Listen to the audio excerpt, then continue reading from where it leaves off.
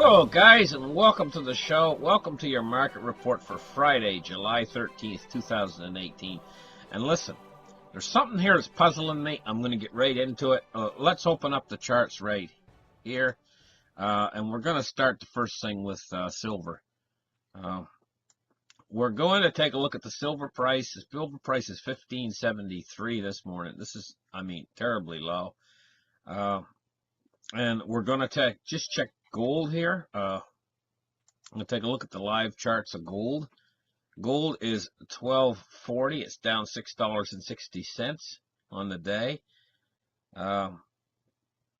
Now these prices, the dollar has been steadily moving upwards, and it's been putting a downward pressure on these prices. But there's more to it than just that.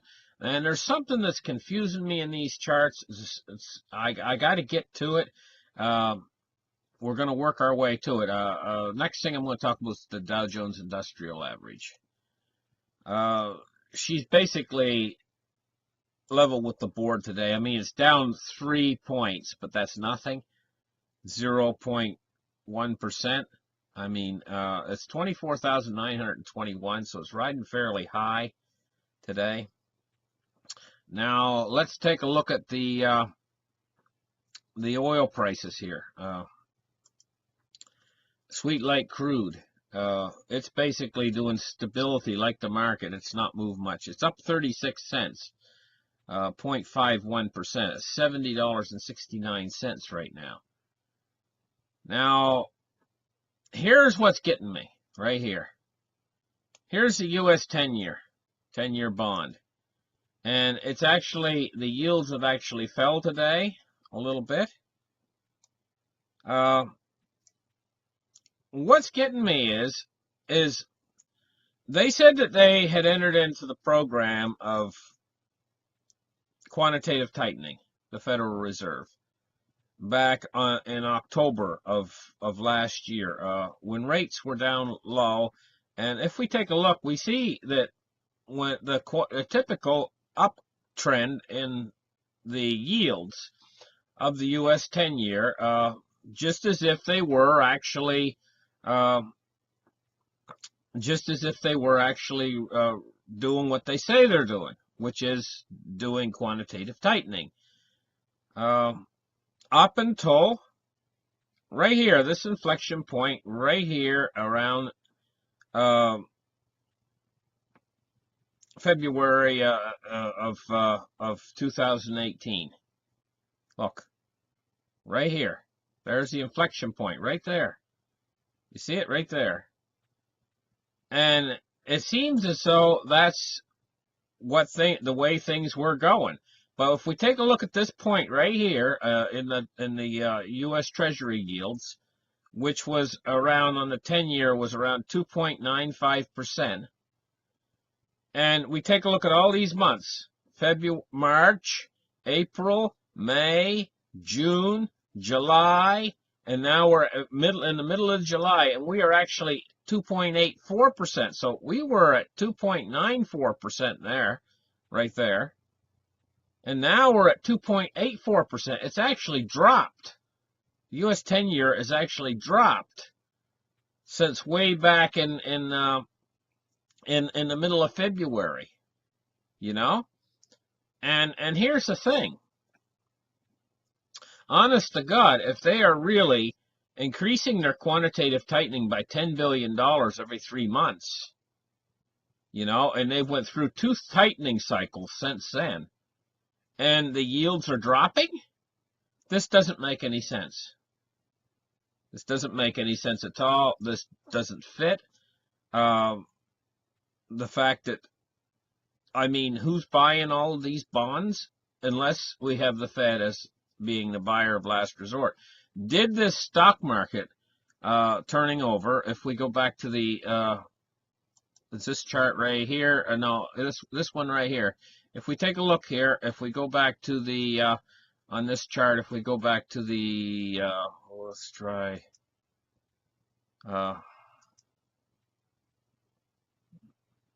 right here. We'll go to the 2-year chart right here on the Dow Jones. did this precipitous fall when the stock market was rising, did this precipitous fall right here, did this actually change the direction of the Fed? Are they lying to us? Are they actually not doing quantitative tightening at all, but still doing quantitative easing? Because, I mean, were they involved in quantitative tightening up until this point right here when the stock market fell off, massive fall right here, and right here they decide to change their policy? I mean, I just don't know exactly what's going on right now, but I do know that if they're really engaging in quantitative tightening, well, then bond yields should be rising instead of falling. It just, something's not making sense here. Something's not making sense here unless we're being lied to. And this is what I'm starting to be very suspicious of, that we're being lied to by the Fed. Quite seriously. I'm starting to smell a rat because the bond yields should be moving. And they promised that this month right here, right now, that they were going to step it up to $40 billion a month worth of quantitative tightening. And we're not seeing the bond yields move. In fact, we're seeing them fall. Something's not making sense here. How is it that this long end of the yield curve is how are they holding this down? I mean, this is starting to, something's not making sense. I'm not putting things together right. We're going to have to wait and see what happens with this, because if they are lying about this, if the Fed's lying about this, we are going to get, at a certain point in the not too distant future, I mean just a few months away, we are going to get a heating up, a massive heating up of inflation without a deflationary spike event that I've been predicting. This deflationary spike event is all dependent upon quantitative tightening causing it. And if they're doing the exact opposite, if they're not doing quantitative tightening and then they're lying to us about quantitative tightening, then we're going to get an uptick in inflation. A massive uptick in inflation will come. So the proof's going to be in the pudding. The proof's going to be in the eating of this pie. We're going to actually see what's going to actually happen in real time in the next few months. Because if they're lying, it's going to come out. It's going to come out in inflation. That's what'll happen. You know what I mean? And that inflation will start to knock the dollar down. It will knock the dollar to pieces, and we will actually see a massive increase in inflation. And that inflation will carry Bitcoin up, and it'll carry gold and silver up if they're lying. So we'll see if they're lying. We'll see if they're telling the truth or not. But these charts right here, these charts are showing a different story of what's going on, because it did look like quantitative tightening all the way up until this point right here, right there on February 21st, 2018. That was the inflection point, and it showed the effect of quantitative tightening, and it's dropped since then. We had 2.95% on February 21st of 2018 on the US 10-year. And right now it's at 2.83. They're dropped even more. It's dropping. It's not going up. That doesn't fit in with quantitative tightening. It fits in with them doing backdoor quantitative easing. You know? Okay, so let's move on off of that. I mean, this is a peeve of mine. I'm a little bit upset about it. I don't really know exactly what to make of it. But I've got a wait-and-see attitude, and I believe that the answers are going to come pretty soon. We're going to find out what's going on pretty soon. So now let's take a look at the cryptocurrency markets. Let's take a look at Bitcoin. Bitcoin today is at 62,000. I mean, slip of the tongue. But, you know, that might have been a Freudian slip. 62,000. Well, I said 62,000. That might be a purveyor of things to come. Well, 6,200, 6,237 to be specific. That's where Bitcoin's at right now. Now we got to take a look at the cryptocurrency market capitalizations. Where Bitcoin is going right now is at 43%. That's the dominance, which is quite high, really. Market cap's 249 billion. Let me see. The coins are in the green this morning, but only very marginally. Like I say, right here, EOS took the biggest hit the other day. It was down the most. If you remember my program from yesterday, I was saying EOS was looking like the most likely coin, the best bargain. Well, today it's up 4.55%. And that's quite a little gain. Can you make 4.55% on a lot of your different things? Like, can you make 4.55% on a U.S. Treasury bond, 10-year, a 30-year even, a 30-year bond? Can you make 4.55%? No, you can't. And how long did it take to make that 4. Oh, 1 day. Oh, that's very interesting.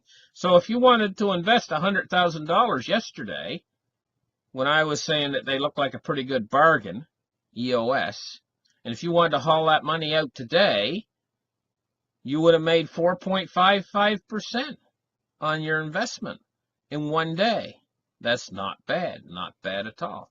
For some of these people out here who are invested in some of these other stupid things that are more dangerous to lose your money than cryptocurrencies.